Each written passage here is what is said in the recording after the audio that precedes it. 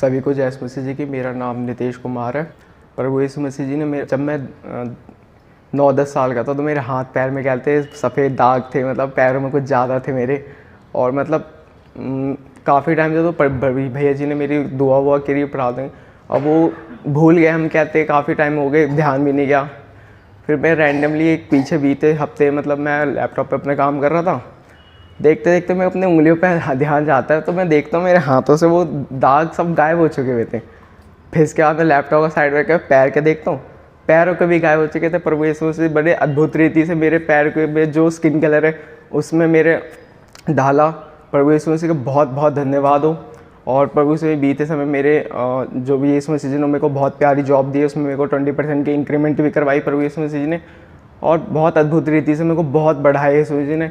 और मेरे को बहुत सारी चीज़ नई नई गिफ्ट मिलते रहते, खुशियाँ मिलती रहती है। और यीशु मसीह जी मेरे को बड़े अच्छी अच्छी जगह पे घुमाते हुए और कहते हैं बड़े अच्छे से रखते हैं और किसी चीज़ की कमी घटी नहीं होने देते प्रभु यीशु मसीह जी।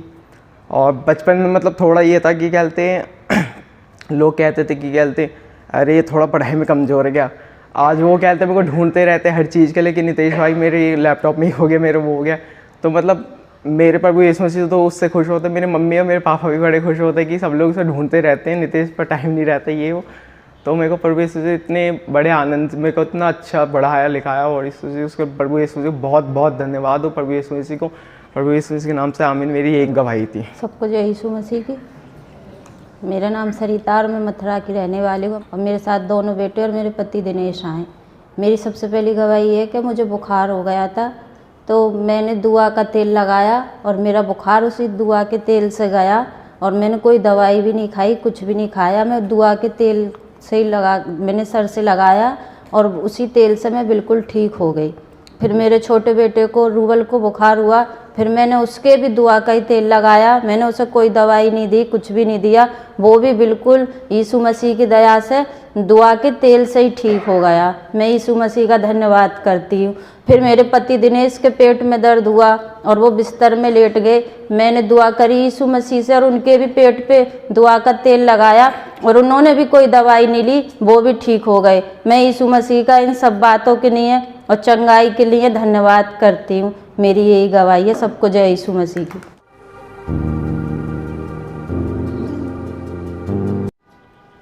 सबको जय यीशु मसीह की। आइए हम लोग वचन में चलते हैं। प्यारे प्रभु जी, हम धन्यवाद करते हैं आज के दिन के लिए, समय के लिए, संगति के लिए। आपका वादा है जहाँ तो है तीन आपके नाम पर इकट्ठे होते आप उनके बीच में मौजूद होते हो। पिता पुत्र और पवित्र आत्मा जी आपके स्थान पर आमंत्रित करते हैं। बोलने वाला मैं नहीं, मैं आपका पवित्र आत्मा हूँ।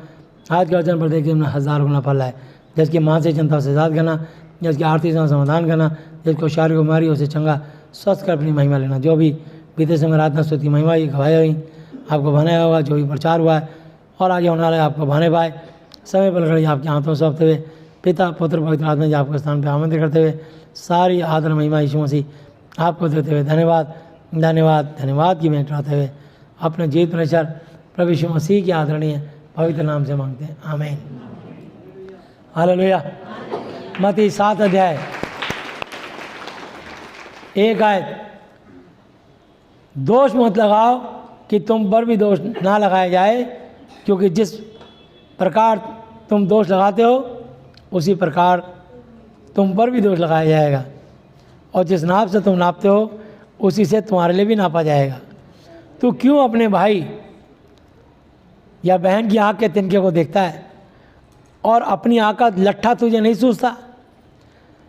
जब तेरी आँख में लट्ठा है तो तू अपने भाई या बहन से क्यों कर कह सकता है कि ला मैं तेरी आँख से तिनका निकाल दूँ। लट्ठा कहते हैं, जो आपने देखा होगा जब झोपड़ी डलती है उसके सेंटर में एक मोटी बल्ली होती है जिस पर वो टिकी होती है पूरी झोपड़। ये लट्ठा है, समझे ना। हे कपटी, पहले अपनी आँख में से लट्ठा निकाल ले, तब तू अपने भाई की आँख का तिनका भली भांति देखकर निकाल सकेगा। हालेलुया। तो इसलिए दोष लगाने से पहले अपनी आँख का लट्ठा निकालें, तब किसी पे दोष लगाएं। जब हम किसी को एक उंगली उठाते हैं तो 3 उंगली हमारी तरफ होती हैं। हालेलुया। इसलिए देख लें कि इसका क्या कुप्रभाव या क्या सुप्रभाव पड़ेगा। क्या सच में जितना बड़ा पाप है? क्या ऐसी गलत बात बोली जिससे कि कलीसिया तितर बितर हो सकती है, टूट सकती है? ऐसी कोई बात नहीं थी। तुम्हें हालेलुया बुलवाने में भाई ने उत्साहित किया, तरीका जो भी रहा हो, लेकिन मतलब ये था कि हालेलुया बोला जाए, हर व्यक्ति प्रभु की महिमा करे, ताकि सर्वशक्तिमान परमेश्वर हमारे बीच में राज्य करता है।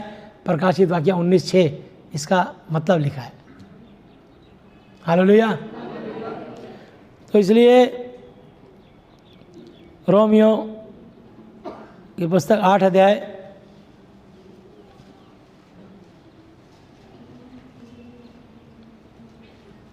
1 आयत। सो अब जो यीशु मसीह में है, उन पर दंड की आज्ञा नहीं। किन पर?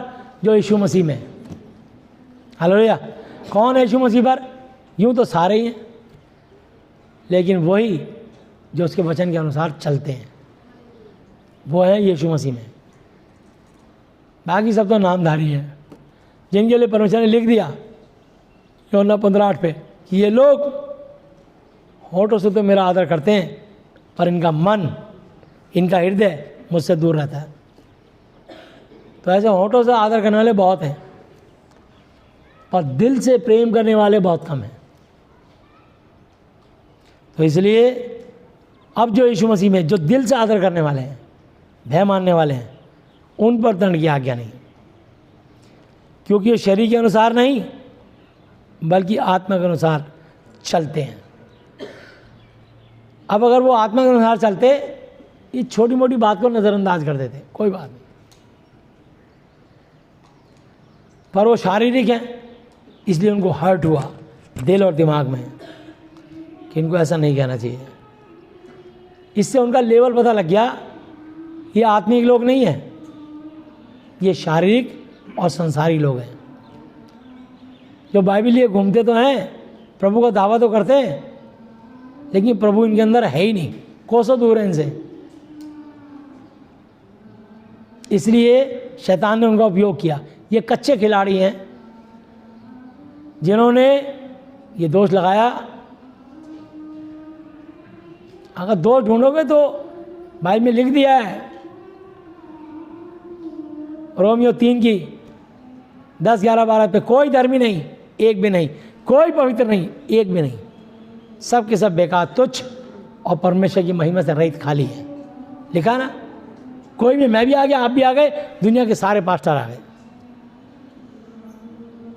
धर्मी सिर्फ है यहोवा जी, यीशु मसीह जी और पवित्र आत्मा जी। और सारी दुनिया के विश्वासी उन तीनों धर्मियों के पास जाते हैं और जो भी दान वरदान मिलते हैं उससे वो सेवा करते हैं। हालेलुया। उसी से विख्यात होते हैं, उसी से प्रख्यात होते हैं, उसी से आशीषित होते हैं, और उसी की शिक्षा को देने से औरों को आशीष मिलती है और ग्रहण होती है, उतरती है। हालेलुया। तो आशीषित कौन है? परमेश्वर। आशीषित कौन है? उसका वचन। आशीषित कौन है? जो मुर्दों में जी उठा, जिसने मेरे और आपके लिए कुर्बानी दी, यीशु मसीह नासरी। हालेलुया। पिता पुत्र होता, वो है आशीषित। और हम धर्मी परमेश्वर के पास आते हैं उसकी महिमा उतारने के लिए, उसकी हजूरी में उसको धन्यवाद देने के लिए। या इसलिए नहीं आते कि हम एक दूसरे की कमी ढूंढें, बल्कि एक दूसरे की कमी को ढांप दो, कोई बात नहीं। हालेलुया। और जरूरत पड़े तो उसे एकांत में समझा दो, फिर भी ना माने तो बाइबल में लिखा है, पहला तिमुथी 5:20 आते कि पाप करने वाले को सबके सामने समझा दे ताकि और लोग भी डरे। हालेलुया। किसी प्रभु के दास के विषय में अगर उस पर दोष लगाया जाए, बिना 2 या 3 गवाहों के उसको ना सुन। हालेलुया। क्यों? दोष लगाने की नौबत कहाँ से आ गई? आगे बढ़ो ना। जो सही है उसे ग्रहण कर लो, जो झूठ है छोड़ दो, जो अच्छा लगता है उसे स्वीकार कर लो, जो बुरा लगता है उसे छोड़ दो। हालेलुया। यही तो लिखा है। फिलिपियों 4:7 आयत से पढ़ो, 8 आयत से। निदान हे भाइयों, जो जो बातें सत्य हैं, जो वचन के अनुसार है वो सत्य है। जो जो बातें आदरणीय हैं, जो जो वचन के अनुसार है वो आदरणीय है। जो जो बातें उचित सही हैं, अगर वचन से बोली गई तो सही है, वचन की महिमा के लिए बोली गई तो सही है। और जो जो बातें पवित्र हैं, अगर वचन से बोली गई तो पवित्र है। और जो जो बातें सुहावनी है कि तुम्हारा दिल आत्मा आनंदित हो जाए, परमेश्वर के हर वचन सुहावना है। हालेलुया, क्योंकि वचन ही परमेश्वर है। जो जो बातें मन को भाने वाली, मन भावनी है, निदान जो जो सद्गुण, अच्छे गुण और प्रशंसा की बातें हैं, तारीफ की बातें हैं, परमेश्वर का हर वचन तारीफ के योग्य है। दुनिया की बातें तारीफ के योग्य नहीं है। इसलिए लिखा 2 कुरिन्थियों 3:6 पे, जिसने हमें नई वाचा के सेवक होने के योग्य भी किया, शब्द के सेवक नहीं, क्योंकि शब्द मारता है और आत्मा। हालेलुया।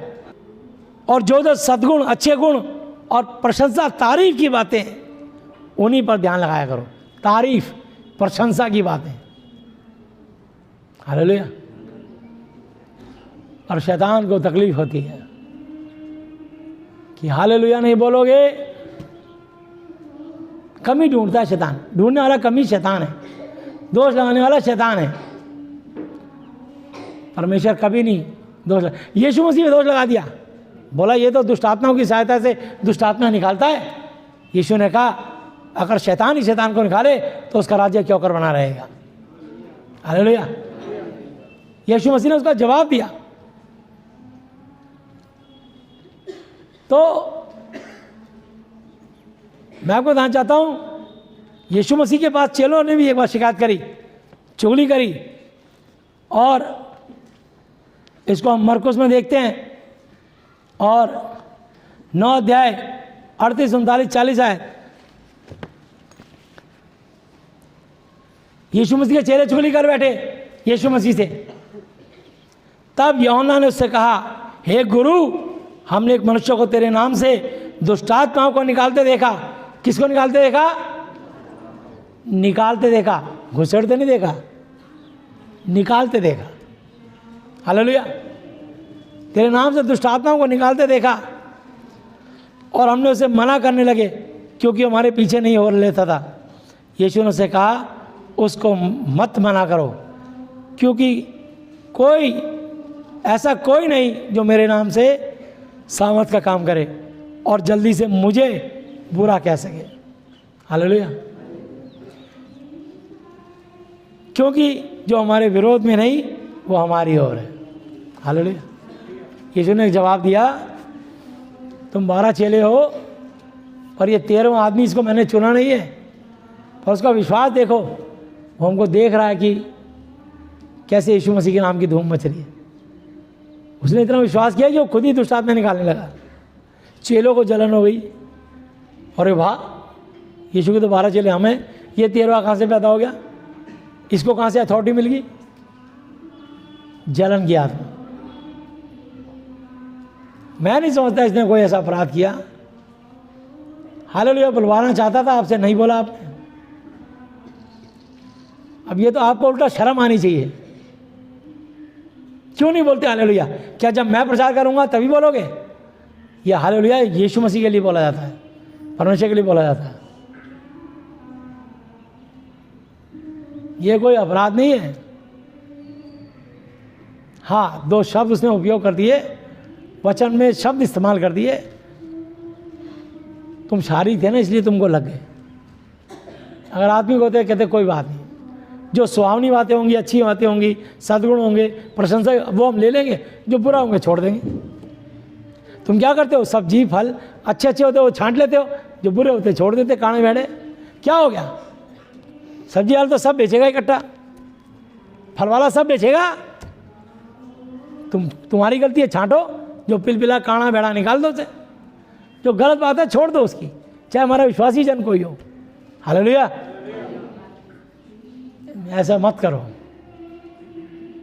अभी तुम्हारा लेवल बहुत नीचा है, तुम्हारी सोच बड़ी संकीर्ण है, तुम शारीरिक हो इसलिए ऐसी बात कर गए। तुम वापिस आते रोमियो 8 अध्याय में,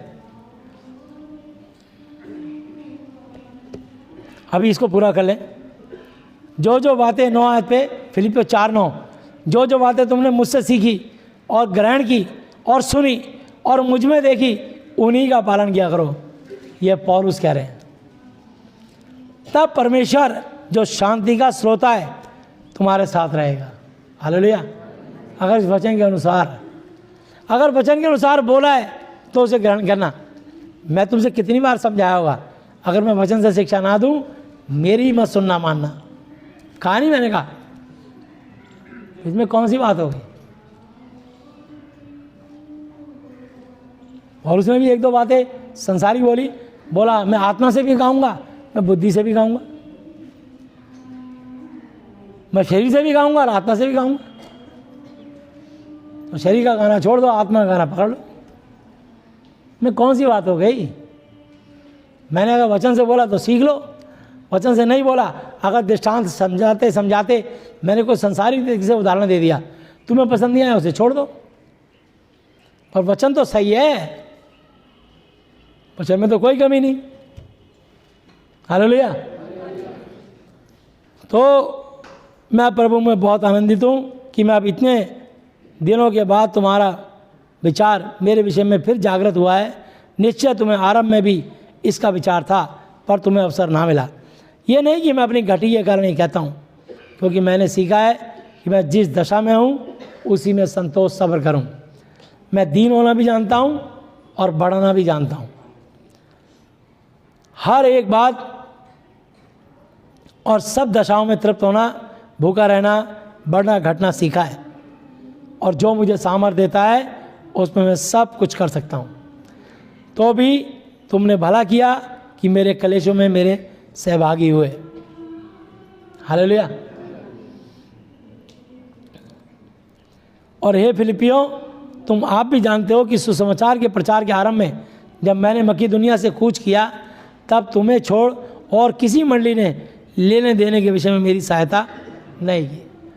अब यहाँ पौलुस ने लिख दिया कि फिलिपियों की मंडली ने मेरी कमी घटी में हाथ बढ़ा के मदद करी, दान दे। बाकी किसी मंडली ने नहीं सोचा कि पौलुस दिन रात तंबू सीता है, रात को तंबू सीता, दिन में सेवा करता है, इसकी कुछ मदद करें। स्वार्थी दुनिया। उसने भी क्या दिया कि फिलिपियों की कलीसिया के सिवा किसी ने मेरा साथ नहीं दिया। हालेलुया। बहुत कलीसियाएं तैयार करी उसने पूरी दुनिया में। हालेलुया। इसी प्रकार जब मैं थिस्सलुनीके में था, तब भी तुमने मेरी घटी पूरी करने के लिए एक बार क्या बल्कि 2 बार कुछ भेजा था। उसे याद है, 2 बार तुमने मेरी मदद की। हालेलुया। ये नहीं कि मैं दान चाहता हूँ, परंतु मैं ऐसा फल चाहता हूँ जो तुम्हारे लाभ के लिए बढ़ता जाए। देखो दासों की क्या इच्छा होती है, वो तुम्हारे बारे में सोचते हैं। मैं दान लेना नहीं चाहता, वो कह रहा मैं चाहता हूँ कि तुम्हारे लाभ के लिए, परंतु मैं ऐसा फल चाहता हूँ जो तुम्हारे लाभ के लिए बढ़ता जाए। हालेलुया। ये इच्छा होती है प्रभु के दासों की कि तुम बढ़ो। और तुम प्रभु के दास हो गई, मनोबल गिराए थे ऐसी बात करके, उनकी अच्छी खासी क्लास लगवा दी।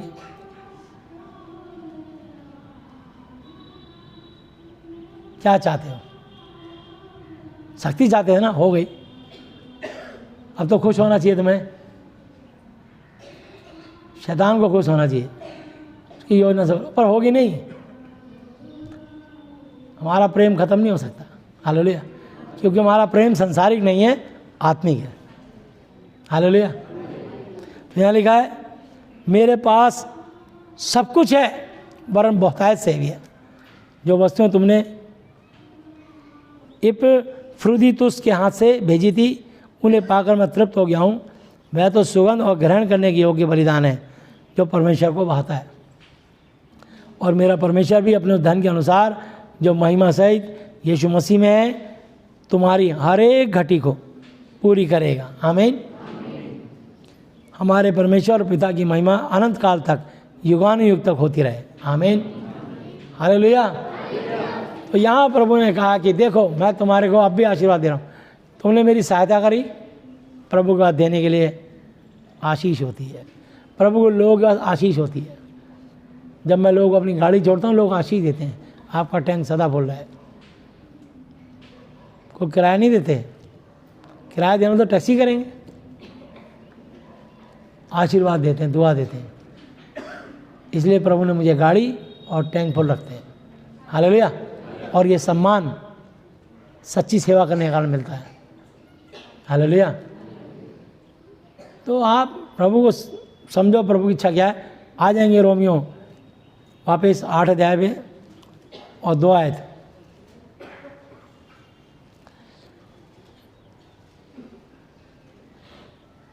मैं एक आयत को दोबारा लेता हूँ। सो अब जो यीशु मसीह में उन पर दंड की आज्ञा नहीं, क्योंकि वो शरीर के अनुसार नहीं बल्कि वरन आत्मा के अनुसार चलते हैं। क्योंकि जीवन की आत्मा की व्यवस्था ने यीशु मसीह में मुझे पाप की और मृत्यु की व्यवस्था से स्वतंत्र कर दिया है।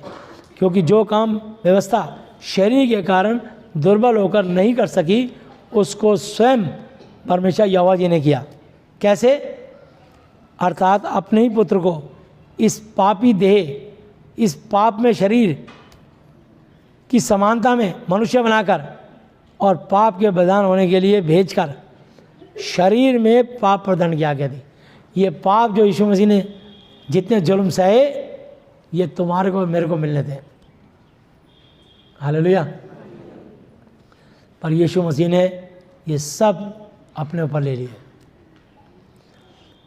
इसलिए कि व्यवस्था की विधि हमें जो शरीर के अनुसार नहीं बल्कि आत्मा के अनुसार चलते हैं पूरी की जाए। किन के लिए पूरी होगी? जो आत्मा के अनुसार चलेंगे। जो आज भी यीशु मसीह हो के शरीर के अनुसार चलते हैं, शारीरिक बातें करते हैं, उनके लिए आशीष पूरी नहीं होगी। जो आत्मा के अनुसार चलते हैं, अभी उनका लेवल बढ़ा ही नहीं है, उनको पता ही नहीं हो किस लेवल पे कौन से पायदान पे खड़े हैं।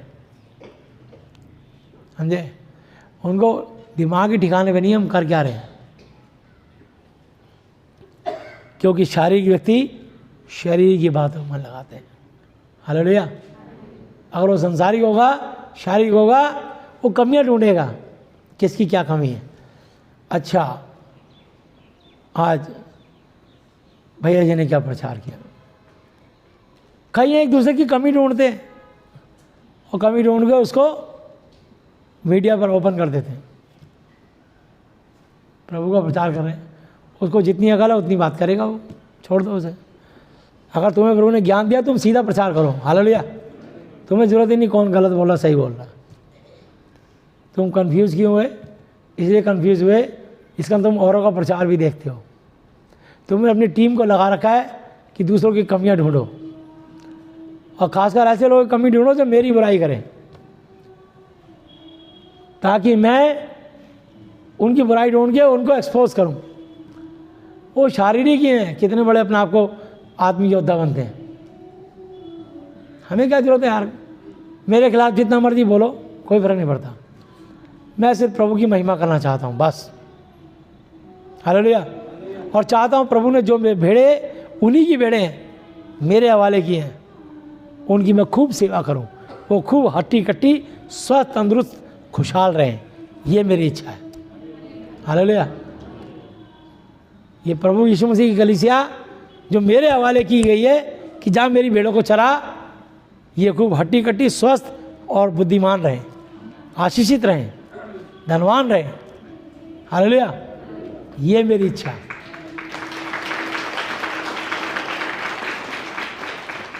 मुझे मतलब नहीं कि कौन मेरी कमी ढूंढ के क्या बोलेगा, मुझे इससे मतलब ही नहीं है। मुझे तो सिर्फ यीशु के नाम को उठाना, बढ़ाना, चमकाना और उसके राज्य को धरती पे उतारना है। ये है मेरी इच्छा। हालेलुया। ताकि तुमको आशीष मिले। और देखना भारी बदलाव देखना आप। मैं अधिक समय अपने परमेश्वर को दूंगा। तुमसे संडे संडे मुलाकात होगी, बाकी दिन टाटा।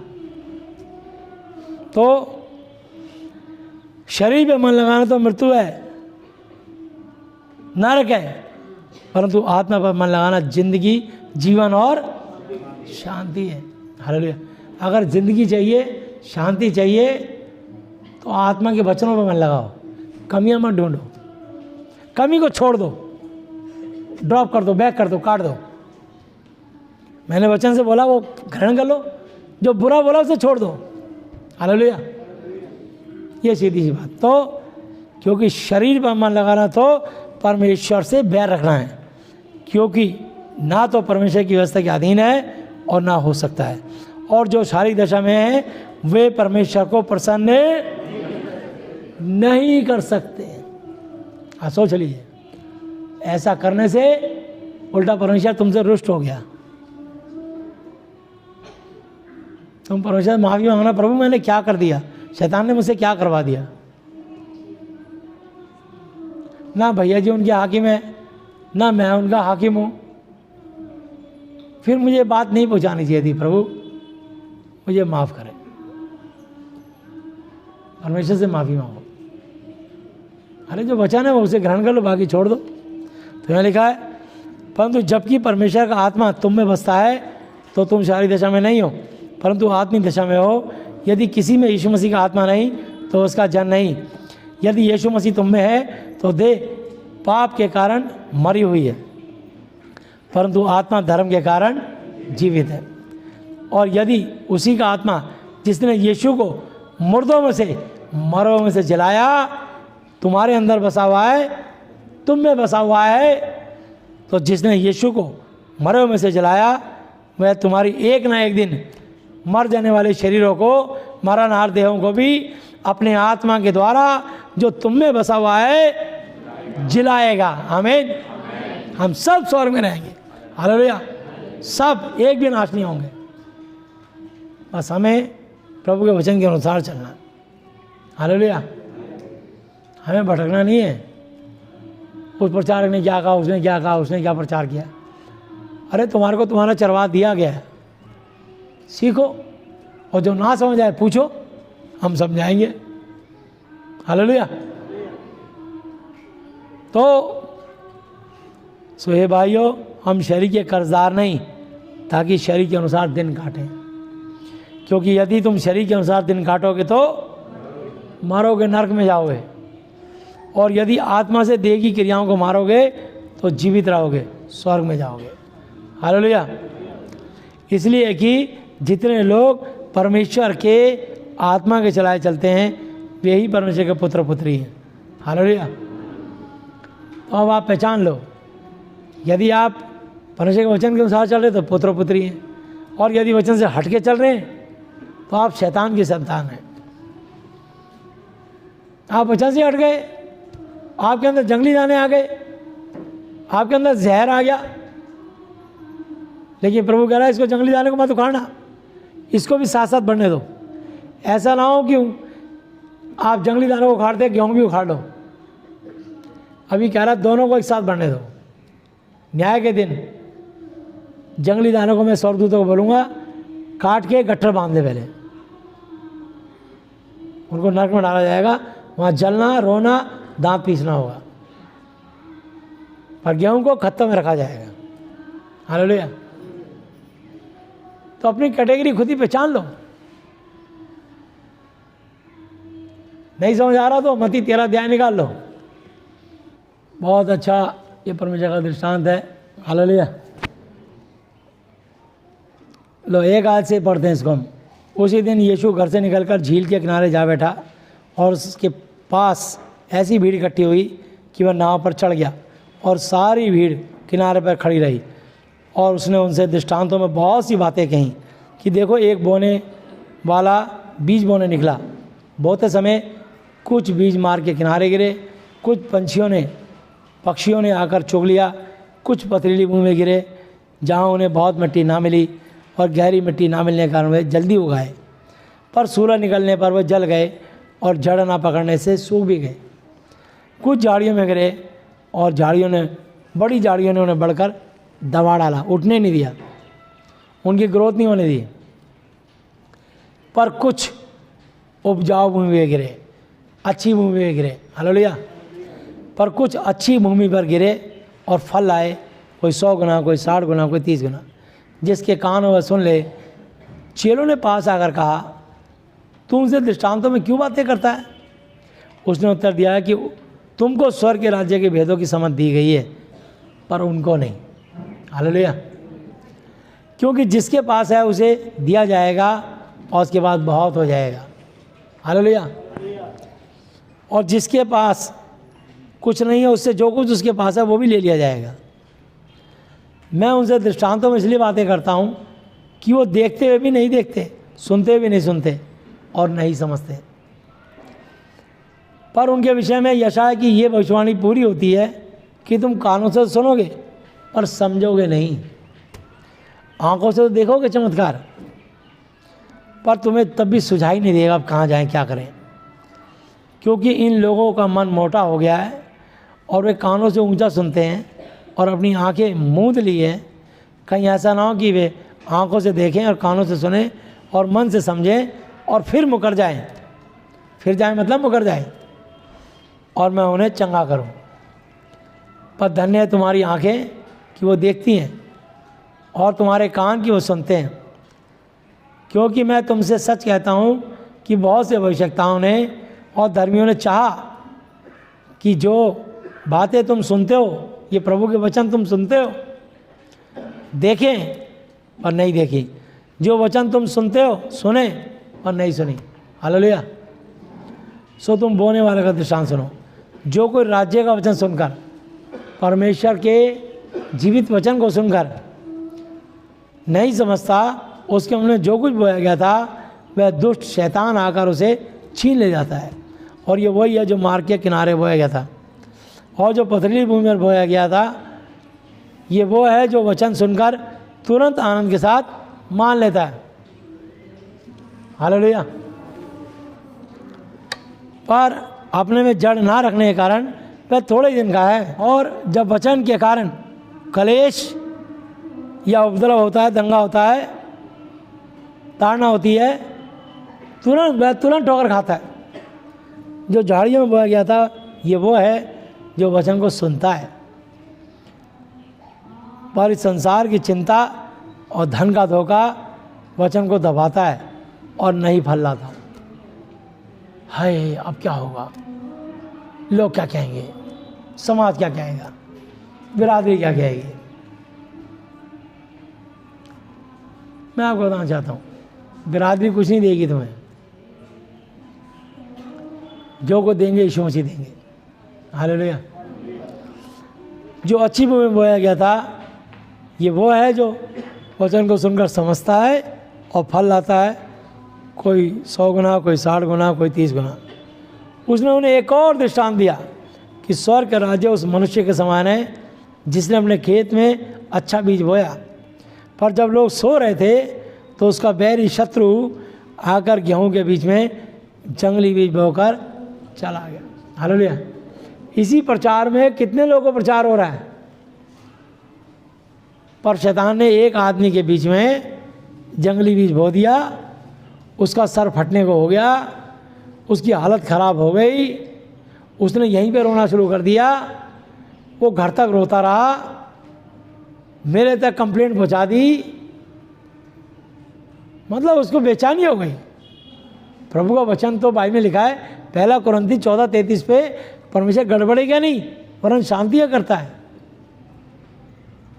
किसी और के सरदर्द नहीं हुआ, यहाँ लोग बीमार ठीक होते हैं, चंगे होते हैं। वचन सुन के बीमार कौन हो रहा है? ये जो दुष्टात्मा प्रकट हो जाती हैं, ये सच्चा वचन चलता है, उनको चोट लगती है, दुष्टात्मा खेलने लग जाती है। बंद करो, चुप करो, इस वचन को मत चलाओ, क्योंकि शैतान छुपा बैठा, उसको चोट लगती है। हालेलुया। तो पहचान हो जाती है इससे। सबको प्रचार हुआ, एक छोटी सी बात पे हर्ट हो जाए, उसको हम इतना तिल का ताड़ बना दें, ऐसा नहीं होना चाहिए। तो यहाँ लिखा है, जो मेरे भेजने वाले को ग्रहण करता है मुझे ग्रहण करता है। अगर प्रभु ने अपने दास को भेजा और दास ने किसी और को नियुक्त कर दिया, वो प्रभु की दास की जगह पे बैठा है, प्रभु ने उसके लिए प्रार्थना करी आज का प्रचार करे, और पवित्र आत्मा होकर यहाँ खड़ा होकर प्रचार कर रहा है। तो अगर तुम्हारे तकलीफ हो रही है, इसका मतलब शैतान दुष्ट आत्मा है, तुम्हारे अंदर दुष्ट आत्मा है, दुष्ट आत्मा तुमको चोट पहुंचा रही है। प्रभु का वचन तो लेप लगाता है, मल्लम लगाता है, शांति देता है। तो पर जब लोग सो रहे थे तो उसका बैरी आकर गेहूं के बीच में जंगली दाने बोकर चला गया। जब अंकुर बीज निकले, बालें निकली, अंकुर निकले तो बालें लगी, तो जंगली दाने भी दिखाई दिए।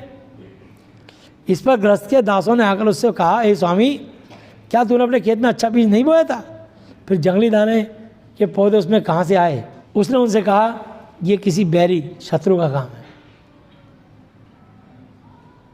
पता नहीं यीशु मसीह का शत्रु कौन है? शैतान। हालेलुया। उसने कहा ये किसी बैरी का काम है, शैतान का काम है, शत्रु का काम है, जिसने तुम्हारे अंदर गलत विचार डाल दिए। पवित्र आत्मा तो गड़बड़ी का आत्मा ही नहीं है, वो तो गड़बड़ी दूर करता है पवित्र आत्मा। हालेलुया। उसने ये किसी बैरी का काम है। दासों ने उससे कहा, क्या तेरी इच्छा है कि हम जाकर उनको बटोर लें, उखाड़ लें? उसने कहा, ऐसा नहीं, ना हो कि जंगली दाने के पौधे बटोरते हुए उनके साथ गेहूं भी उखाड़ लो। हालेलुया। कटनी तक दोनों को एक साथ बढ़ने दो, और कटनी के समय मैं काटने वालों से कहूँगा, पहले जंगली दाने के पौधे बटोर कर जलाने के लिए इकट्ठे उनके गट्ठे बांध लो, और गेहूं को मेरे खत्ते में, भंडार में इकट्ठा करो। यानी प्रभु के सच्चे लोग स्वर्ग में रहेंगे और झूठे पाखंडी लोग नरक में जाएंगे। सिंपल बात है, ये तुम्हारे पे फैसला है। तुम्हें मालूम है मुझे, तुम्हें सिर्फ चंगाई आशीष चाहिए, कोई बात नहीं, वो मिलेगी, अब तुम्हें भरपूर मिला करेगी, बहुत सामर्थ्य के साथ मिलेगी, चिंता नहीं करो। देखो आप, उन्होंने एक और दृष्टांत उदाहरण दिया कि स्वर्ग का राज्य एक राई के दाने के समान है, जिसे किसी मनुष्य ने लेकर अपने खेत में बो दिया। जब वह सब बीजों से छोटा था, पर जब बढ़ जाता है तब सब साग पात से बड़ा होता है, और ऐसा पेड़ हो जाता है कि आकाश के पंछी आकर उसकी डालियों पर बसेरा करते हैं। हालेलुया। पक्षी आकर घोंसला बनाते हैं। उसने एक और दृष्टांत उन्हें सुनाया कि स्वर्ग का राज्य खमीर के समान है, जिसको किसी स्त्री ने लेकर 3 बसेरी आटे मिला दिया, और होते होते सब खमीर हो गया। ये सब बातें, ये सारे वचन यीशु ने दृष्टांतों में, उदाहरणों में लोगों से कही, पर बिना दृष्टांत वह उनसे कुछ भी नहीं कहता था। हालेलुया। दृष्टांत मतलब उदाहरण, एग्जाम्पल, कि जो वचन भविष्यवक्ताओं के द्वारा कहा गया था वह पूरा हो, कि मैं दृष्टांत कहने के लिए अपना मुंह खोलूँगा। मैं उन वचनों को जो जगत की उत्पत्ति से गुप्त रही हैं प्रकट करूँगा। तब वह भीड़ को छोड़कर घर में आया, और उसके चेलों ने उसके पास आकर कहा, खेत के जंगली दाने का दृष्टांत हमें समझा दे। उसने उनको उत्तर दिया कि अच्छे बीज का बोने वाला मनुष्य का पुत्र, यहोवा का बेटा यीशु मसीह नासरी है। हालेलुया। खेत पूरा संसार है। हालेलुया। दुनिया के सारे मनुष्य हैं। इसलिए रोमियो 14 की 11-12 पे लिखा है, मेरे जीवन की सौगंध, हर एक घुटना टिकेगा, हर एक मस्तक टिकेगा, हर एक जीव परमेश्वर को अंगीकार करेगी, सौ में से हर एक व्यक्ति अपना अपना लेखा देगा। हालेलुया। ये वचन सबको जाएगा, सबको, हर कंट्री के लोगों तक बाइबल का वचन पहुंचेगा। इसको कोई रोक नहीं सकता। कोई सरकार, कोई राष्ट्रपति, कोई प्रधानमंत्री, कोई सियासत, कोई रियासत, इस सच्चे वचन को, यीशु मसीह की महिमा को कोई नहीं रोक पाएगा, क्योंकि वो राजाओं का महाराजा, प्रभुओं का महाप्रभु है। हालेलुया। रोक सके तो रोक ले, रोक नहीं पाएगा। ये सच्चा वचन है, सच्चाई है, प्रेम करने वाला वचन है, चंगाई करने वाला वचन है, आशीष बरकत देने वाला वचन है। लोगों के जीवन से जो गुमराह रखे उनको राह पे लाने वाला वचन है। हालेलुया। खेत संसार है, अच्छा बीज राज्य की संतान, और जंगली बीज दुष्ट की संतान है। जिस बैरी ने उसको बोया वो शैतान है। ये बुरा विचार शैतान ने बो दिया। कटनी जगत का अंत है और काटने वाले स्वर्गदूत हैं। हालेलुया। अंत में सबका लेखा जोखा लिया जाएगा, कोई नहीं बचेगा, चाहे पास्टर हो, चाहे बिशप हो, चाहे विश्वासी हो और चाहे अविश्वासी हो। हालेलुया। वहाँ जिसकी पूजा कर लो, कोई देवी देवता स्वर्ग में नजर नहीं आएगा। यीशु मसीह होंगे, सबका न्याय करेंगे, हर जाति का, हर कंट्री का, हर मनुष्य का। हालेलुया। चाहे तुम कितने भी कानून बना लो, वहाँ सिर्फ यीशु, यहोवा, पवित्र आत्मा जी का कानून चलता है और किसी का कानून नहीं चलता। हालेलुया। सो जैसे जंगली दाने बटोरे जाते और जलाए जाते हैं, वैसा ही जगत के अंत में होगा। मनुष्य का पुत्र यानी यहोवा जी का बेटा यीशु अपने स्वर्गदूतों को भेजेगा और उसके राज्य में से सब ठोकर के कारणों और कुकर्म गंदा काम करने वालों को इकट्ठा करेंगे। बुरे काम करने वालों को, दुष्टों को, पापियों को, शैतान काम करने वालों को इकट्ठा करेंगे, उन सारी आत्माओं को, और उन्हें आग के कुंड में डालेंगे। वहाँ रोना और दांत पीसना होगा। वहाँ कोई किसी की दादागिरी नहीं चलेगी। अभी अपने निजी लालच के लिए, निजी लोभ के लिए जिस मर्जी की जिंदाबाद, जिस मर्जी की मुर्दाबाद कर देते हैं। यीशु मसीह के लोग कभी खून खराबा नहीं करते।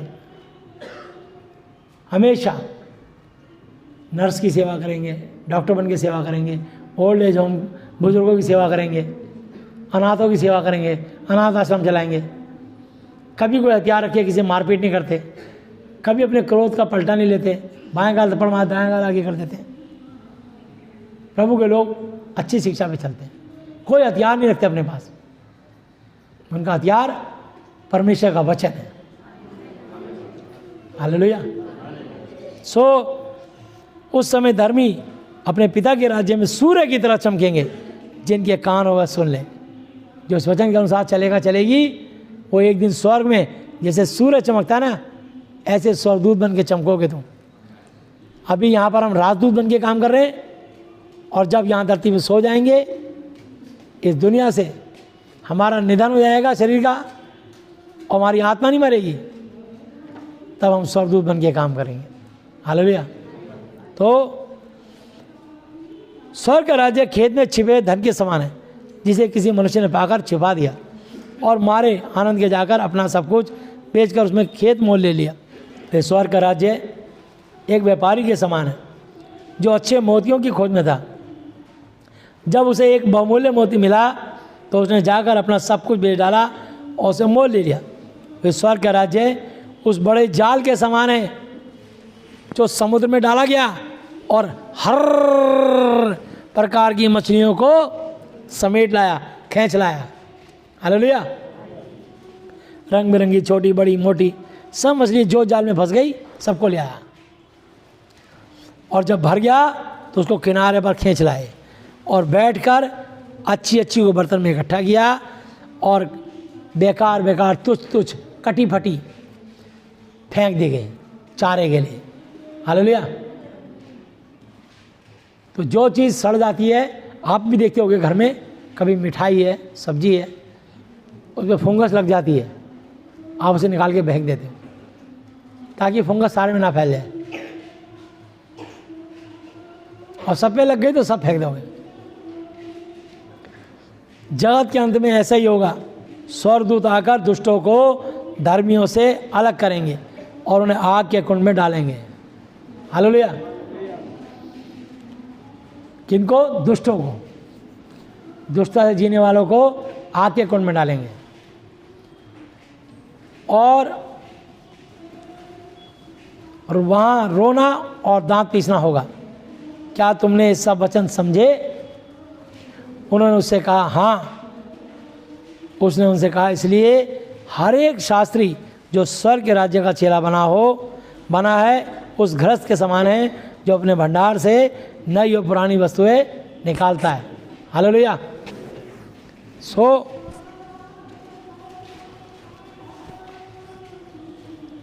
जब यीशु ये सब दृष्टांत कह चुका तो वहाँ से चला गया और अपने देश में आकर उनकी सभा में उन्हें एक उपदेश देने लगा कि वे चकित होकर कहने लगे कि इसको ये ज्ञान और सामर्थ्य के काम कहाँ से मिले? क्या ये बढ़ई का बेटा नहीं? क्या इसकी माता का नाम मरियम और उसके भाइयों का नाम याकूब, यूसुफ और शामोन और यहूदा नहीं? और क्या इसकी सब बहनें हमारे बीच में नहीं रहती? फिर इसको ये सब कहाँ से मिला? यानी यूसुफ और मरियम का शारीरिक मिलन से जो बच्चे पैदा हुए थे, यीशु मसीह भी मरियम के कोख से पैदा हुए थे। हालेलुया। तो कहते थे उसके भाई बहन हैं। सो उन्होंने उसके कारण ठोकर खाई, पर यीशु ने उनसे कहा कि भविष्यवक्ता अपने देश और अपने घर को छोड़ कहीं निरादर नहीं होता। हालेलुया। अगर इनका निरादर बाहर होता ना, ये खुशी के मारे उछलते। लेकिन दुख और शर्म की बात यह है कि अपने ही लोग इनकी कमी ढूंढ के इनका निरादर करना चाहते हैं। ये शर्म की बात है। अपने ही लोग, कुछ नहीं सीखा, जीरो है जीरो। अगर इनका बाहर अपमान होता है, नाचते खुशी के मारे कि प्रभु तेरे कारण हम निरादर के योग्य तो समझे गए। पर इन्हें दुख और हट ये हुआ जब अपने लोगों ने इन पे घात कर दिया, इसलिए दुखी है। तो इनका शरीर बोल पड़ा। मैंने कहा इसमें संशोधन कर लो, ये मत बोलो कि मैंने इस कलीसिया के लिए कुछ किया। बोलो मैंने किया परमेश्वर के लिए अब तक जो कुछ किया है, परमेश्वर प्रतिफल देंगे ना इसका। हालेलुया। इस कलीसिया के लिए कुछ नहीं किया, ना इन्होंने ना मैंने। परमेश्वर के लिए करते हैं हम जो भी कुछ करते हैं, और करते रहेंगे आखिरी सांस तक। इनको छोड़ना तो छोड़ दें, मैं नहीं छोड़ूंगा सेवा। हालेलुया। आखिरी दम तक नहीं छोड़ूंगा सेवा। और उसने वहाँ उनके अविश्वास के कारण बहुत सामर्थ्य के काम नहीं किए। हालेलुया। तो मैं आपको बताना चाहता हूँ, हम आएंगे रोमियो 11 अध्याय पे।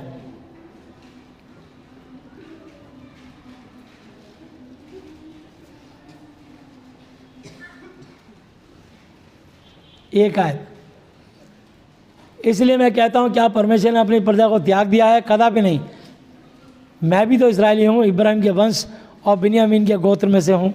परमेश्वर ने अपनी प्रजा को नहीं त्यागा जिसे उसने पहले से जाना था। क्या तुम नहीं जानते कि महाति पवित्र एलिया की कथा में क्या कहता है कि वह इसराइल के विरोध में परमेश्वर से विनती करता है। मतलब एलिया नाम का दास जिसको परमेश्वर ने अग्नि में रथ भेज के शरीर से जिंदा उठाया, वो भी अपने लोगों से परेशान हुआ था। वो अपने लोगों के खिलाफ प्रार्थना करा, इसराइलियों के खिलाफ। हालेलुया। इसराइलियों के खिलाफ दुआ कर रहा था वो। देखो बाइबल में लिखा है मत्ती 10:36 आयत पे कि मनुष्य के बैरी उसके घरी के लोग होंगे। यह देखियो एलिया को भी दुखी किया इसराइलियों ने।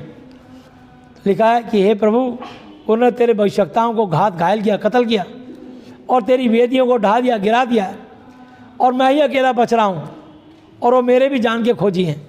परंतु परमेश्वर से उसे क्या उत्तर मिला कि मैंने अपने लिए 7,000 पुरुषों को रख छोड़ा है जिन्होंने बाल, देवी देवताओं से बाल की पूजा होती होगी, कोई बाल के आगे घुटने नहीं टेके, दुष्ट आत्माओं की पूजा करने वाले।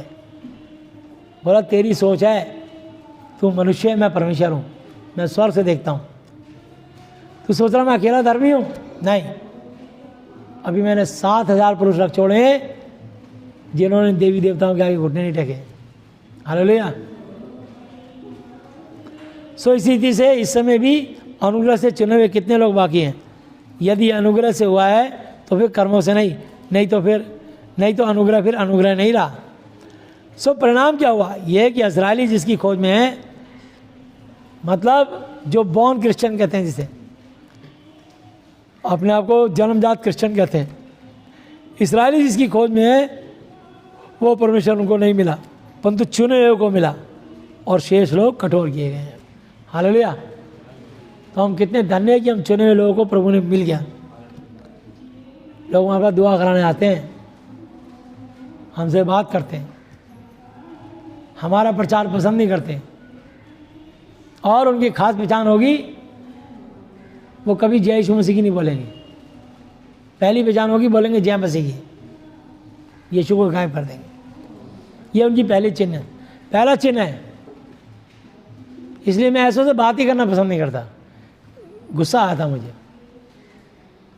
अरे जिस परमेश्वर की महिमा करते हो, जब दुष्ट आत्मा निकालनी होती है तो यीशु के नाम से निकाल, यीशु मसीह के नाम से निकाल, यीशु मसीह नासरी के नाम से निकाल, यीशु नासरी के नाम से निकाल। और जब दुष्ट आत्मा निकल गई, काम बन गए, तब जय मसीह की, जय मसीह की, यीशु गायब। क्यों? जब दुष्ट आत्मा निकालते समय यीशु जरूरी था आगे रखना, तो क्या महिमा करते समय यीशु का नाम आगे रखना जरूरी नहीं है? हालेलुया। ये जलन होती है मुझे। और स्वर्ग से नाम यीशु उतरा। मसीहा तो 30 साल के बाद बना, जब उन्हें चिन्ह और चमत्कार दिखाने शुरू करे, तब मसीह कहलाया वो। हालेलुया। इसका तो तुम चमत्कारों की महिमा करते हो, तुम सेल्फिश और स्वार्थी हो, मतलब खोर हो, तुम यीशु की महिमा नहीं करते। तो प्रभु को बुरा लगता है, मुझे भी बुरा लगता है।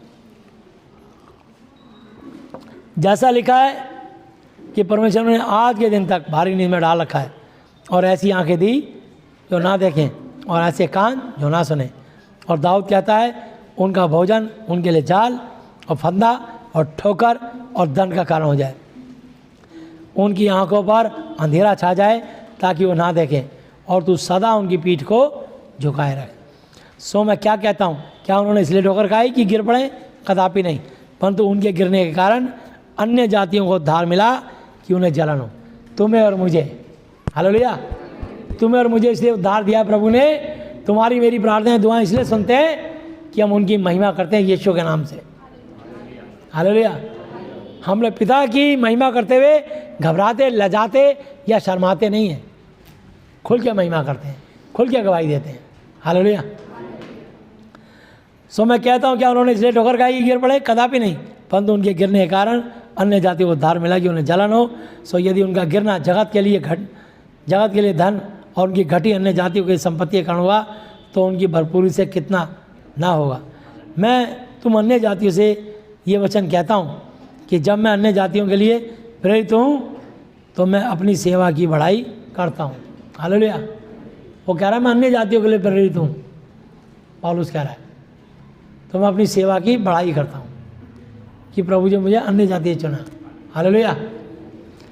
ताकि किसी रीति से मैं अपने कुटुंबियों, अपने रिश्तेदारों से जलन करवाकर उनमें से कई एक का, बहुत से लोगों का उद्धार कराऊं। हालेलुया। क्योंकि जबकि उनका त्याग दिया जाना जगत के मिलाप का कारण हुआ, तो क्या उनका ग्रहण किया जाना मरे हुए में से जी उठने के बराबर नहीं होगा? जब भेंट का पहला पेड़ा पवित्र ठहरा, तो क्या पूरा गुंदा हुआ आटा भी पवित्र है? और जड़ पवित्र ठहरी, तो डालियाँ भी ऐसी ही हैं, पवित्र हैं। हालेलुया। और यदि कई एक डाली तोड़ दी गई और तू जंगली जलपाई होकर उनमें साटा गया, तो जलपाई की जड़ की चिकनाई का भागी हुआ। तो डालियों पे घमंड नहीं करना, और यदि तू घमंड करे तो जान रख तू जड़ को नहीं, परंतु जड़ तुझे संभालती है। ये डाली पेड़ की कभी काटी जा सकती है, पर उसकी जड़ रहेगी। जड़ रहेगी तो पेड़ दोबारा उठ जाएगा। हालेलुया। तो हमारी जड़ वो परमेश्वर है। हालेलुया। वो अकेला परमेश्वर सारी सृष्टि को संभालता है। हालेलुया। हम सारे लोग, दुनिया के लोग मिलके उस परमेश्वर को नहीं संभालते, बल्कि वो अकेला परमेश्वर हम सारी दुनिया के लोगों को संभालता है, और हम सबको सांस, रोटी, कपड़ा, मकान और जीवन और सब कुछ देता है। हालेलुया। इसलिए आज तक देख लो, कोई भी पेड़, समझे ना, जड़ को नहीं संभालता, बल्कि जड़ ने पेड़ों को संभाल रखा है। सही बात है कि नहीं? ऐसी वो अकेला परमेश्वर इस सारी दुनिया के लोगों को संभालता है। हम सारी दुनिया के लोग मिलकर उसको नहीं संभालते, ना संभाल सकते। हालेलुया। इसलिए वो मेरे आपके अनुसार नहीं चलेगा, बल्कि आपको आपको आपको और मुझको और दुनिया के हर मनुष्य को उसके वचन के अनुसार चलना पड़ेगा। आज नहीं तो कल, कल नहीं तो परसों, पर चलना उसके अनुसार चलना ही पड़ेगा। हालेलुया। भला वे तो अविश्वास के कारण तोड़ी गई, परंतु तू विश्वास से बना रहता है, इसलिए अभिमानी घमंडी ना हो, परंतु भय कर, क्योंकि जब परमेश्वर ने स्वाभाविक डालियों को नहीं छोड़ा तो तुझे भी नहीं छोड़ेगा। इसलिए परमेश्वर की कृपा और कड़ाई को देख, जो गिर गए उन पर कड़ाई, परंतु तुझ पर कृपा। कब? यदि तू उसमें बना रहे, नहीं तो तू भी काट डाला जाएगा। हालेलुया। जो इस वचन में बना रहेगा तो उस पर दया, कृपा और बड़ाई, और ना तो कड़ाई, काट डाला जाएगा। इसलिए प्रभु ने कहा है, यदि तुम मुझ में बने रहो, मेरा वचन तुम में बना रहे, तो जो चाहो मांगो तुम्हारे लिए हो जाएगा। यूहन्ना 15:7 पे लिखा है। हालेलुया। और वे भी यदि अविश्वास में ना रहें तो साँटे जाएंगे, क्योंकि परमेश्वर उन्हें फिर साँट सकता है। हालेलुया। क्योंकि यदि तू उस जलपाई से जो स्वभाव से जंगली है काटा गया और स्वभाव के विरुद्ध अच्छी जलपाई में साटा गया, तो ये स्वाभाविक डालियाँ हैं, अपने ही जलपाई में साटे क्यों ना जाएंगे। हे भाइयों, कहीं ऐसा ना हो कि तुम अपने आप को बुद्धिमान समझ लो। इसलिए मैं नहीं चाहता कि तुम इस भेद से अनजान रहो कि जब तक अन्य जातियाँ, पूरी धरती के सारे मनुष्य, हर कंट्री का मनुष्य, जब तक अन्य जातियाँ पूरी रीति से प्रवेश ना कर लें, तब तक इस्राएल का एक भाग ऐसा ही कठोर रहेगा। हालेलुया। इसलिए मैं क्रिश्चियनों का प्रचार नहीं करता, उनके पास्टर प्रचार करेंगे। यहाँ लिख दिया, अभी दुनिया के जितने भी वर्ल्ड के जितने भी हैं, सारे हिंदू, सारे मुसलमान, सारे सिख, सारे बुद्धिस्ट, सारे जानी, सारे पारसी, सारे जितने भी आपके दूसरी कंट्री के हैं, अमेरिकन हैं, अफ्रीकन हैं, और तुम्हारा चाइनीज़ हैं, जैपनीज़ हैं, सब कंट्री के लोग एक दिन यीशु मसीह तक वचन पहुँचेगा और सब यीशु मसीह को ग्रहण करेंगे, ताकि कोई ये ना कह सके कि प्रभु आपने मेरी सुधि नहीं ली। प्रभु सारी सृष्टि के परमेश्वर हैं। इसलिए देख लो, नीला बादल कहीं ख़त्म नहीं होता। किसी कंट्री का आप खोल के देख लो, हर जगह आपको बादल ऊपर ही ना मिलेंगे, पर ऐसा लग रहा है वो बादल उस पेड़ के बिल्डिंग के पीछे ख़त्म हो गए। वर्ल्ड में कहीं भी चले जाए, इनका कोई अंत नहीं है कोई अंत इनका? ये परमेश्वर है। हालेलुया। तो और इस रीति से सारा इस्राएल उद्धार पाएगा। इसलिए मैं जानता हूँ कि धरती के सारे क्रिश्चियन, सारे बिलीवर, सारे विश्वासी सब मोक्ष मुक्ति प्राप्त करेंगे, सब स्वर्ग में जाएंगे। ये 26 आयत पे लिखा है। हालेलुया। आगे भी लिखा है। और इस रीति से सारा इस्राएल, सारे क्रिश्चियन उद्धार मोक्ष मुक्ति पाएंगे, जैसा लिखा है कि छुड़ाने वाला सियोन से आएगा और अभक्ति को याकूब से दूर करेगा। और उनके साथ मेरी ये वाचा होगी कि जब मैं उनके पापों को दूर कर दूंगा, वे सुसमाचार के भाव से तो तुम्हारे बैरी हैं, परंतु चुन लिए जाने के भाव से बाप दादों के प्यारे हैं, इब्राहिम, इसहाक, याकूब के प्यारे हैं। हालेलुया। तो सुसमाचार से बैरी क्यों हो गए? क्योंकि उनके पास व्यवस्था है, हमारे पास विश्वास है। हालेलुया। हम कोई व्यवस्था नहीं मानते, इसलिए हम इस वचन पे विश्वास करते हैं। हम नहीं मनाते ईस्टर, गुड फ्राइडे, क्रिसमस, हम नहीं मनाते। हम रोज आनंद मनाते हैं यीशु मसीह में, इस वचन पे विश्वास करते हैं कि हमारा परमेश्वर जीवित है। वो कह यीशु मसीह बादलों में आने वाले हैं, मैं कह रहा हूँ यीशु मसीह आ चुके हैं। मंदिर का पर्दा बीच से फटा और ये बाइबल बाहर आ गई, और आदि वचन था, वचन परमेश्वर के साथ था, वचन ही परमेश्वर था, ये वचन ही परमेश्वर है। आ गए यीशु मसीह। हालेलुया। मार्ग, सत्य, जीवन मैं ही हूँ, बिना मेरे द्वारा कोई पिता परमेश्वर यहोवा जी तक नहीं पहुँच सकता। यूहन्ना 14:6 पे लिखा। यूहन्ना 8:32 पे लिखा, तुम सत्य को जानोगे, सत्य तुम्हें स्वतंत्र करेगा। यूहन्ना 14:15 पे लिखा, यदि तुम मुझसे मेरे नाम से कुछ मांगोगे मैं उसे करूँगा, यदि तुम मुझसे प्रेम रखते मेरी आज्ञाओं को मानोगे। और प्रेरितों का काम 4:12 पे लिखा है, और किसी दूसरे के द्वारा उद्धार मोक्ष मुक्ति नहीं, क्योंकि स्वर्ग के नीचे मनुष्य जाति में यीशु मसीह के अलावा और कोई दूसरा नाम ही नहीं दिया गया जिसके द्वारा हम उद्धार पा सके। केवल एक नाम, सिर्फ यीशु मसीह, only for single name, Jesus Christ. Hallelujah. यीशु यीशु बोल, तेरा क्या लागे है मोल। इसलिए यहाँ लिखा है 29 आयत पे, क्योंकि परमेश्वर अपने वरदानों से और बुलाहट से कभी पीछे नहीं हटता। क्योंकि जैसे तुमने पहले परमेश्वर की आज्ञा नहीं मानी, परंतु अभी उनकी आज्ञा ना मानने से तुम पर दया हुई है, वैसे ही उन्होंने भी अब आज्ञा नहीं मानी कि तुम पर जो दया होती है इससे उन पर भी दया हो। हालेलुया। तो प्रभु किसी क्रिश्चियन को छोड़ेंगे नहीं, क्योंकि परमेश्वर ने सबको आज्ञा ना मानने के कारण बंद कर रखा है, ताकि वह सब पर दया करे। हालेलुया। आहा, परमेश्वर का धन और बुद्धि ज्ञान क्या ही गंभीर है, उसके विचार जिसकी कोई था नहीं पा सकता अथाह है, और उसके मार्ग अगम कैसे अगम है, जिसकी कोई सीमा अंत ही नहीं है, अगम है। प्रभु की बुद्धि को किसने जाना, या उसका मंत्री कौन हुआ। प्रभु को किसी की सलाह की जरूरत नहीं है, उसने अपनी बुद्धि से आकाश और पृथ्वी बनाए हैं, तारों को टांग दिया, सूरज चंद्रमा को टांग दिया। हालेलुया। ये दुनिया क्या करेगी, ये तो सूरज चंद्रमा की पूजा करती है।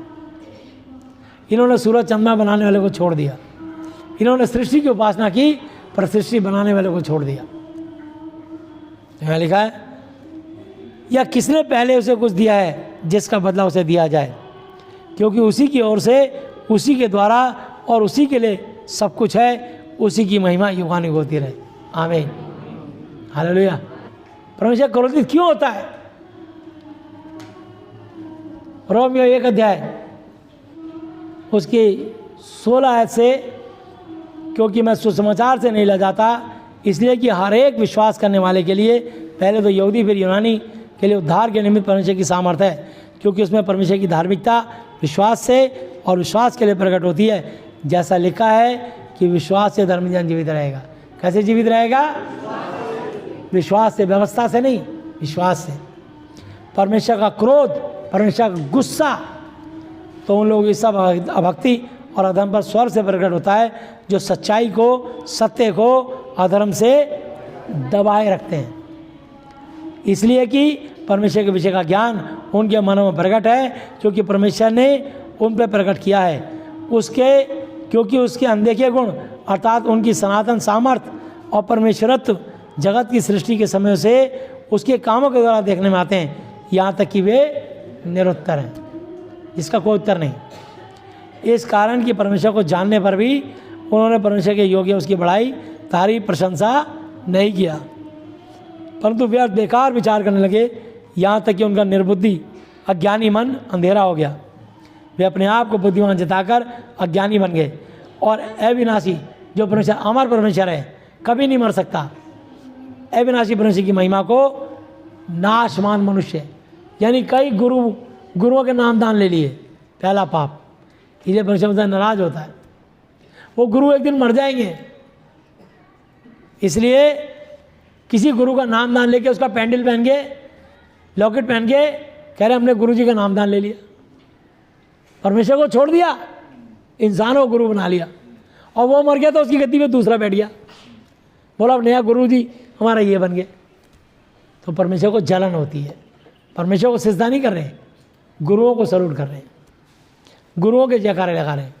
तो यहाँ लिखा है अविनाशी परमेश्वर की महिमा नाशमान मनुष्य पक्षियों को दे दी, पंछियों को दाना डालने लगे, कबूतर चिड़ियों को कह रहे हमारे ग्रह की कष्टी, कबूतर चिड़िया आ आ आ, तू खा खा खा, तू मर जा तो मर जा, हमारे ग्रह कष्ट तू ले जा। बताओ क्या पाप कर रहे हैं। बाइबल सही शिक्षा देती है। ये अपने ग्रहों की कष्टी दूसरे पर नहीं उतारती, अपना उतारा किया चौराहे पर डाल दिया, दूसरा किसी का बच्चा पति जो लांगे वो मर जाए, अपना भभूति लौंग कपूर चूड़ी बूड़ी सिंदूर बिंदूर लगाया, टोटका करा, चौराहे पे कर दिया, दूसरा फंसे तो फंसे, अपनी अलावला निकाली दूसरे घर फेंक दी। ये दुष्टता है। कभी सुखी नहीं रहेंगे दूसरे को बुरा करने वाले।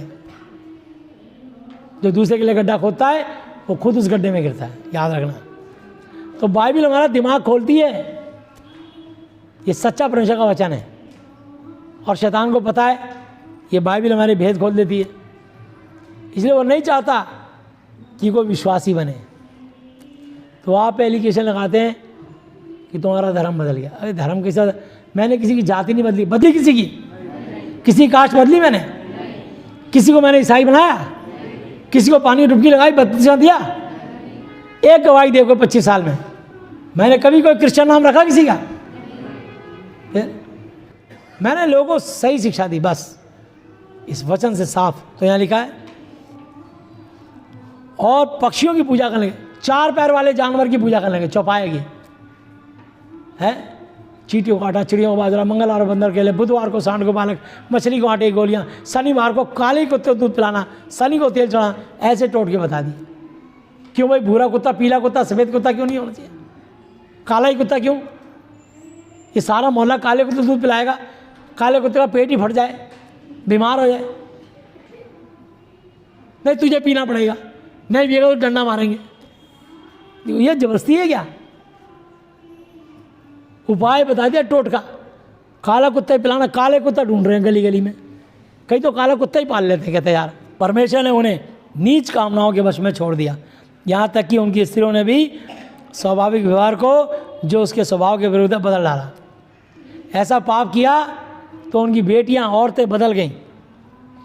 वैसे ही पुरुष भी स्त्रियों के साथ स्वाभाविक व्यवहार छोड़कर आपस में कामातुर होकर जलने लगे, और पुरुषों ने पुरुषों के साथ समलैंगिक और स्त्रियों ने स्त्रियों के साथ जो है लेस्बियन, ये आपस में मिलके काम पाप करने लगे। परमेश्वर स्वर से देख रहा है क्या कर रहे हैं। ना पुरुष पुरुष से बच्चा पैदा कर सकता, ना स्त्री स्त्री से बच्चा पैदा कर सकती, दोनों ही पापी हो गए, क्योंकि उन्होंने परमेश्वर के वचन का आदर नहीं किया। इसलिए परमेश्वर ने छोड़ दिया, जाओ जो अच्छा लगता है वो करो, मैं तुम्हारा न्याय करूँगा। जब स्वर्ग में तुम्हारी आत्मा आएगी उस दिन, मैंने 120 साल दिए बदलने के लिए, बदल सकते हो तो बदल जाओ। एक दिन मेरा दास मिलेगा तुम्हें, खरी शिक्षा देगा तुम्हें। और जो तुम अपने गुप्त बंद कमरे में पाप करते हो, लड़कियां लड़कियों के साथ, लड़के लड़कों के साथ, वो मैं रिकॉर्डिंग कर रहा हूँ, खोल के दिखाऊंगा रिकॉर्डिंग। तब तुम्हें शर्मिंदगी होगी, तुम्हारा मुंह शर्म से काला होगा, गर्दन नीचे होगी। और जो तुमने पेट के लिए जो लोगों को तंत्र मंत्र बताए, टोटके बताए, गलत शिक्षा दी, सृष्टि की पूजा करवाई, उन सबको दंड दिया जाएगा, एक भी नहीं बचेगा। जिसने गलत शिक्षा दी है, जिसने किसी को गुमराह किया, यह परमेश्वर का ऐलान है। हालेलुया। यहाँ लिखा है और जब उन्होंने परमेश्वर को पहचानना ही नहीं चाहा, इसलिए परमेश्वर ने भी उन्हें उनके मन के अनुसार, बेकार तुच्छ मन के अनुसार छोड़ दिया कि अनुचित गंदे काम करें। सो वे सब प्रकार के अधर्म मतलब पाप, दुष्टता और लोभ, लालच और बैरभाव, दुश्मनी से भर गए। डाह, पक्षपात करने वाले, हत्या, खून करने वाले, झगड़े, लड़ाइयाँ करने वाले, छल, धोखा करने वाले, ईर्ष्या, जलन करने वाले भरपूर हो गए, और चुगली करने वाले, चुगलखोर, बदनाम करने वाले, एक दूसरे की बदनामी करने वाले, परमेश्वर के देखने में घृणित। परमेश्वर उनको कह रहा है मैं घृणा कर रहा हूँ तुमसे। क्या कर रहे हो तुम? ये मेरा वचन सोचा ही नहीं। चुगलखोरी कर रहे हो, कानाफूसी, लुतराई कर रहे हो, वो भी मेरे दास की जो तुम्हें संभाल रहा है, जो प्रभु के गैर मौजूदगी में फिर भी अपने दिन रात समय आसमें तुम्हारे तैयार रहता है, जो अपनी 4-4 5-5 ड्यूटियां करके फिर भी प्रभु के साथ, दास के साथ लगा रह के तुम्हारी सेवा करता है।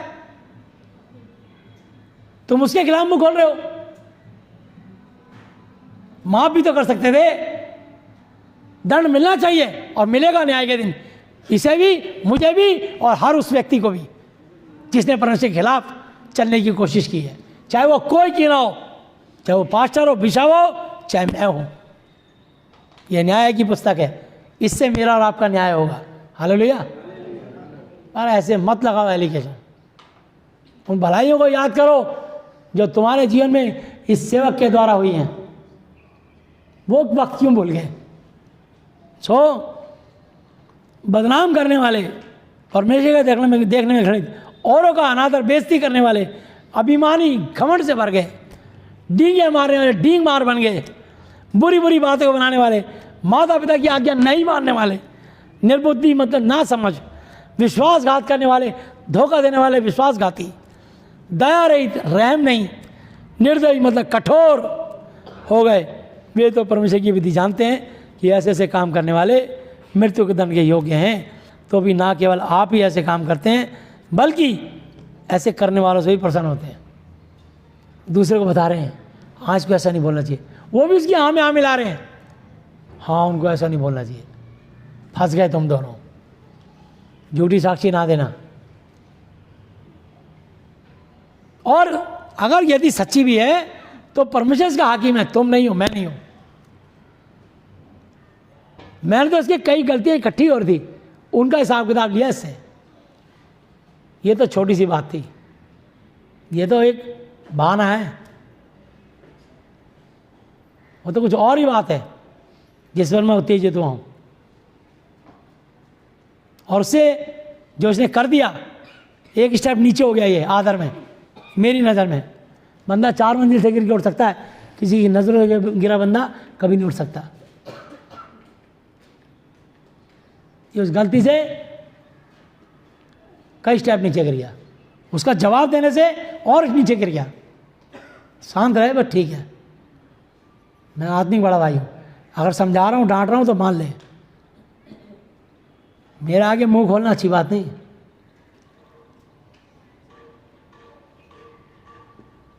आप से बाहर चला गया, आउट।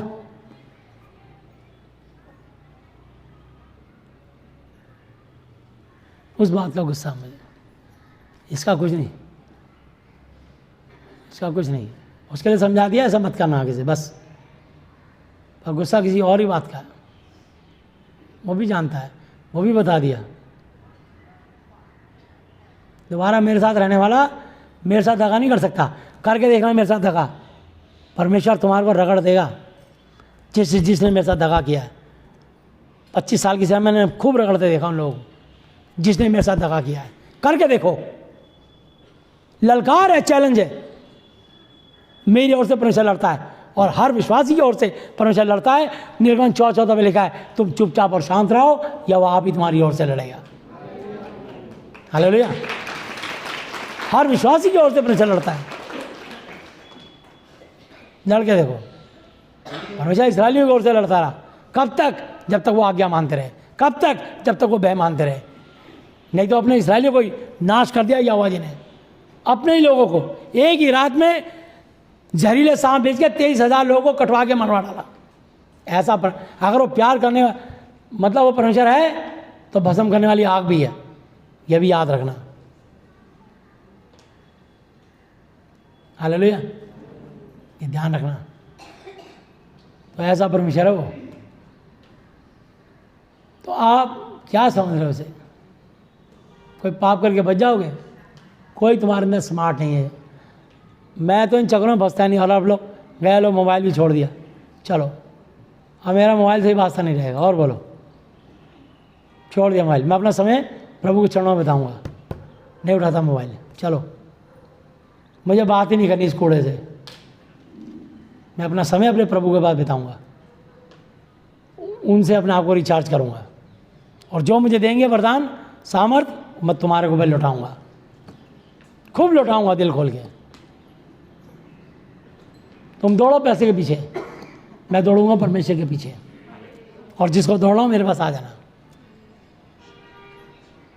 जिसने रूठना हो तो चले जाना। और परमेश्वर महान है और उसकी करुणा सदा की, और वो कल आज युगानुयुग एक सा है। हालेलुया। और इन बच्चों की इंटेंशन बुरी नहीं है, समझ की कमी है, इंटेंशन बुरी नहीं है इनकी। अभी बच्चे हैं, तभी तो छोटे हैं ना, तभी तो हमारी गुड़कियाँ खाते हैं। गुड़की खा के इतने बड़े हो गए। बच्चे ही रहेंगे, बच्चे ही रहेंगे। तुम्हारा बच्चा तुम्हारा कोई बाप नहीं बन सकता। शादी करके अपने बच्चे पैदा कर सकता है, स्वयं बाप बन सकता है, और तुम्हारा बच्चा अपने माता पिता का बाप नहीं बन सकता है। बस छोटे ही रहेंगे। इसलिए परमेश्वर का भय मानो और आज प्रभु से माफ़ी मांगो, ताकि प्रभु तुम पे भी दया करे और तुमको समझ और अकल दे। हालेलुया। दोबारा ये कानाफूसी लुतराई करना छोड़ दो। ये मित्रों परम मित्रों में भी जो है ना द्वेष कराया था, ऐसा मत करो, ये अच्छी बात नहीं है। इस कलीसिया में शिक्षा नहीं दी जाती। ये बहुत स्पेशल कलीसिया है जहाँ सच्चाई खराई से प्रचार किया जाता है। मुंह देखा प्रचार नहीं होता, किसी का पक्षपात नहीं लिया जाता, ना लिया जाएगा जब तक मैं जिंदा हूँ। और आगे प्रभु ही इस जगह पे वेदी पे उसको खड़ा करे जो सच्चाई खराई से सेवा कर सके, जो इसके योग्य हो वो इस स्थान पे आए। ये मेरी प्रभु से विनती है, और हो सके तो इनके गुनाहों को सबको माफ़ कर दे प्रभु, बस। आमीन। 2 Corinthians 13-14 पढ़ेंगे।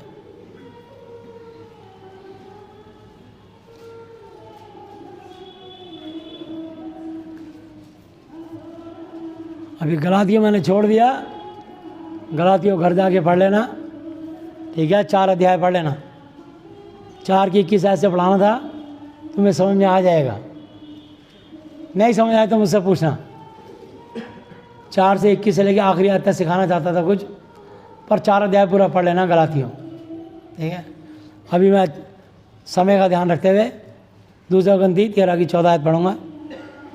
प्रभु यीशु मसीह जी का अनुग्रह और परमेश्वर यहोवा जी का प्रेम और पवित्र आत्मा जी की सहभागिता तुम सब के साथ यीशु के नाम में होती रहे, बनी रहे और बिना रुके बढ़ती चली जाए। आमीन। तो प्रभु यीशु मसीह नासरी अब तक के अपने जीवित वचन में पढ़े सुनाने पर हमें से प्रत्येक को 50 आशीष है। आमीन। सबको जय यीशु मसीह की।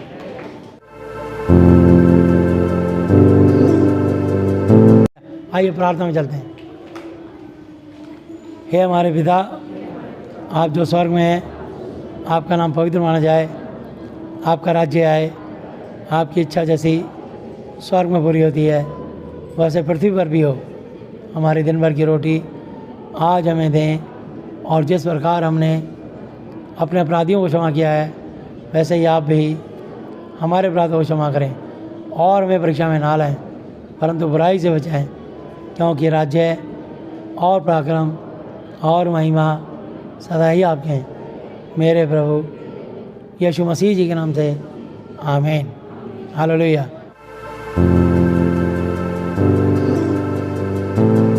प्रभु यीशु मसीह जी, आज मैंने जितना भी वचन सुना, ये सब वचन मेरे और मेरे परिवार के हर सदस्य जीवन में 1000 गुना फल लाए। प्रभु यीशु मसीह जी, आज मैं इस धरती पर अपने पूरे दिल से अपने सब अपराधियों को क्षमा करता हूँ, और आपसे प्रार्थना विनती और निवेदन करता हूँ कि आप भी मेरे पापों को, श्रापों को, गुनाहों को, गलतियों को, जानी जानी भूलों को क्षमा कर दीजिए। यीशु मसीह जी, आज से आप ही मेरे पिता, गुरु और परमेश्वर हो। मैं आपका बेटा, चेला और विश्वासी हूँ। प्रभु यीशु मसीह जी, आप मुझे और मेरे परिवार के हर सदस्य को मानसिक चिंताओं से, आर्थिक समस्याओं से, शारीरिक बीमारियों से और हर तरह की अशुद्ध आत्माओं से आज़ाद, चंगा, स्वस्थ कर दीजिए। विशेषकर जो भी मेरे शरीर में शारीरिक हरकतें होती हैं, वचन से अलग हटके होती हैं, उन्हें मेरे जीवन से दूर कीजिए, और पवित्र आत्मा की सामर्थ्य से भरकर आप मेरी भजन संहिता 32:8 के अनुसार मेरी आशीषों को रिलीज़ कीजिए, और हम इनके साथ पूरी कीजिए। अय्यूब 28:28 के अनुसार हम इनके साथ पूरी होने पाए। मेरी प्रार्थनाओं को सुनने के लिए धन्यवाद। धन्यवाद पिता यहोवा जी, धन्यवाद प्रभु यीशु मसीह जी, धन्यवाद पवित्र आत्मा जी, मेरे प्रभु यीशु मसीह जी के नाम से। आमीन।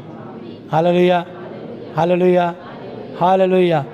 बोलो प्रभु यीशु मसीह जी की, यीशु की महिमा। सबको जय यीशु मसीह की।